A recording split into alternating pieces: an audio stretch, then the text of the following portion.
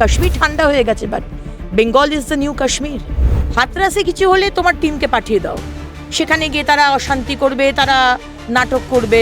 বাংলার মানুষকে একটা কথা বলছেন, তোমাদের কারোর চাকরি যাবে না, আর আদালতে গিয়ে সম্পূর্ণ মিনি বেড়াল, কোনো কথার উত্তর নেই। টেন্টেড অযোগ্য যারা ব্যক্তিরা, তাদের নামগুলো যদি বিজ্ঞপ্তি দিয়ে এবার বেরোয়, আর তাদেরকে যদি চাকরির টাকা, ওই এতদিনের মাইনের টাকা ফেরত দিতে বলা হয়, তাহলে আগুন জ্বলবে। দেখুন, আজকে মমতা ব্যানার্জি আমাদের মুখ্যমন্ত্রী কেন সব বিষয়ে বাধা দিতে যান, কেন সবসময়তে তথ্য চাপার চেষ্টা করেন, এটা ভাবতে হবে। আজকে কোভিড হলো, তথ্য চাপার চেষ্টা করা। আজকে ডেঙ্গি হচ্ছে, তথ্য চাপার চেষ্টা করা। আজকে অভয়ার মৃত্যু হচ্ছে, তথ্যকে লোপাট করে দেওয়া।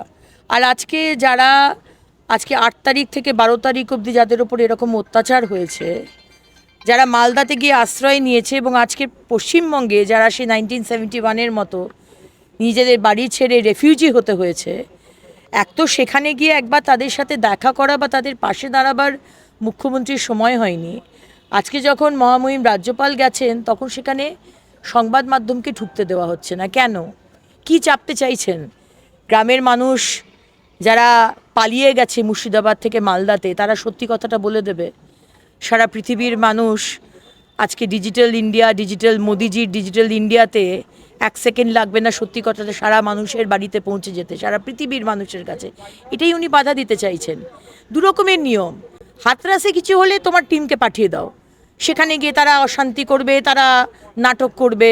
মণিপুরে কিছু হলে এয়ারপোর্টে গিয়ে তাদেরকে প্রচণ্ড দাপাদাপি, লাফালাফি।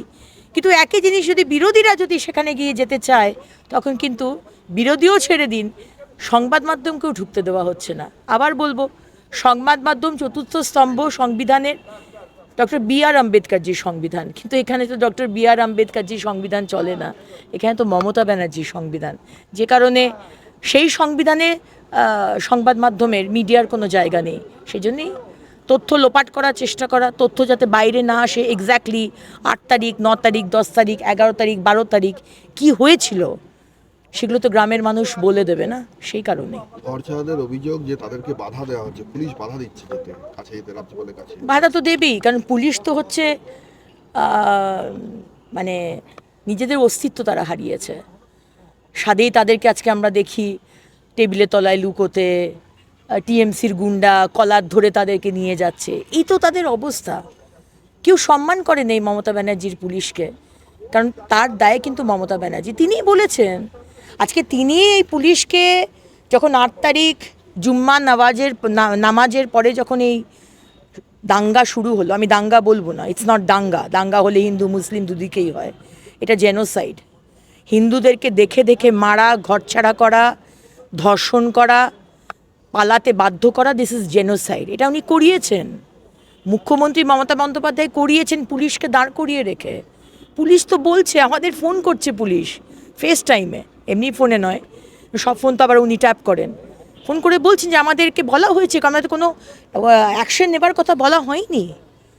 তো আজকে যে পুলিশকে আপনি দাঁড় করিয়ে রাখেন, তার মানে আপনি করিয়েছেন এই বিষয়টাকে, এবং সেখানে গ্রামের মানুষকে পুলিশ আটকাচ্ছে যাতে সত্যি কথাটা বাইরে না আসে। কিন্তু সত্যি কথা তো আসবেই, কারণ আমরা তো সিরিয়াতে নেই, আমরা পাকিস্তান আফগানিস্তান নয় এটা। আমি জানি মমতা ব্যানার্জি আপনার একটা বড় এজেন্ডা আছে, আপনি বাংলাদেশের মৌলবাদী শক্তি ইসলামিক ফোর্সেসের সাথে আপনি কাজ করছেন, আপনি দেশবিরোধী, আপনি জামাত, আনসারুল বাংলা এদের সাথে হাত মিলিয়ে আপনি কাজ করছেন।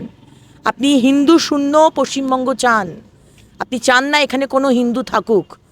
ভোট ব্যাংকের জন্য একটু ওই জগন্নাথ ধামটাম, একটু কালীঘাটের স্কাইওয়াক, এগুলো একটু করা, কিন্তু আসলে আপনি চান হিন্দুরা এখান থেকে চলে যাক, আর আপনি মক্ষী রানী হয়ে বসে থাকবেন। বাংলাদেশ আর পশ্চিমবঙ্গ এক হয়ে বাংলাস্তান হবে, ইসলামিক স্টেট। এগুলো আমরা হতে দেব না।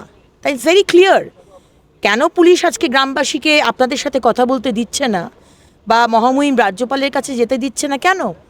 মুখ্যমন্ত্রী তো এতদিন বলেছেন বিজেপি করিয়েছে, তাহলে তো আরও বেশি করে আপনাদের সামনে গ্রামের মানুষরা বলবে, সত্যি কথাটা বাইরে আসুক।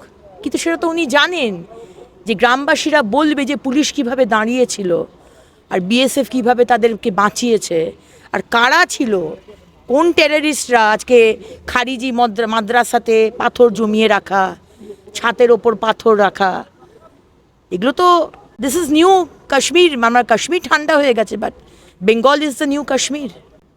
দিদি, ব্রাত্য বসু সুকান্ত মজুমদারকে কটাক্ষ করেছেন নাদুস নুদুস অবুর গণেশ বলে, কিভাবে বলবেন এই ভাষা? এখন বিষয় হচ্ছে যে ব্রাত্যবাবু একজন শিক্ষিত মানুষ আমি জানতাম, কিন্তু তাদের দলে যে রকমের সংস্কৃতি চলে, মহামহিম রাষ্ট্রপতিকে যারা তার রূপ নিয়ে কটাক্ষ করে, মমতা ব্যানার্জি যেখানে প্রধানমন্ত্রী এবং স্বরাষ্ট্রমন্ত্রীকে তাদের চেহারা বা তাদের ব্যঙ্গ করে বলে, সেখানে ব্রাত্যবাবু ইস্যুতে তো মানে উত্তর দিতে পারছেন না, তাই আজকে ব্যক্তিগত আক্রমণে চলে আসছেন যে চেহারা দিক থেকে অ্যাটাক করছেন।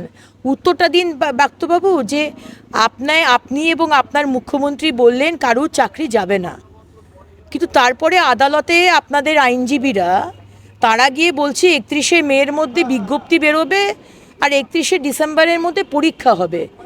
এই দুমুখো সাপের মতো কথা বলছেন কেন? বাংলার মানুষকে একটা কথা বলছেন, তোমাদের কারুর চাকরি যাবে না, আর আদালতে গিয়ে সম্পূর্ণ মিনি বেড়াল, কোনো কথার উত্তর নেই, একেবারে যেটা আদালত বলছে সেই কথাগুলোই বলছেন। সুতরাং আপনাদের যে আসল যে ভেতরকার যে মুখোশের আড়ালে যে ব্যক্তি বা যে মানে আপনারা যে নাটক করে এসেছেন, সেটা এক্সপোজড হয়ে গেছে, বাংলার মানুষ বুঝে গেছে। এখন আপনি ব্যক্তিগত আক্রমণ করুন আর যাই করুন, আমরা জানি যে আপনার কাছে কোনো উত্তর নেই।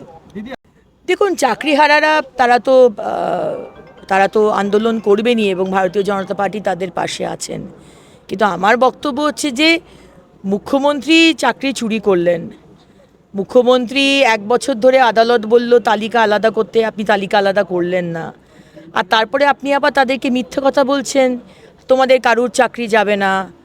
হ্যাঁ, তারপরে আদালতে গিয়ে তারই আইনজীবীরা বলছে 31শে মের মধ্যে বিজ্ঞপ্তি বেরোবে আর 31শে ডিসেম্বরের মধ্যে পরীক্ষা হবে। বারবার আদালত বলছে যে যারা টেন্টেড, ওই 5,000 সামথিং যারা অযোগ্য, তাদের নাম প্রকাশ করা হোক, কারণ তাদেরকে তো আদালত বলে দিয়েছে তাদের সেই মাইনের টাকা 12% সুদ দিয়ে ফেরত দিতে হবে, এবং তার জন্য বারবার করে বলা হচ্ছে যে বিজ্ঞপ্তি দিতে, সেটা কিন্তু দিচ্ছেন না।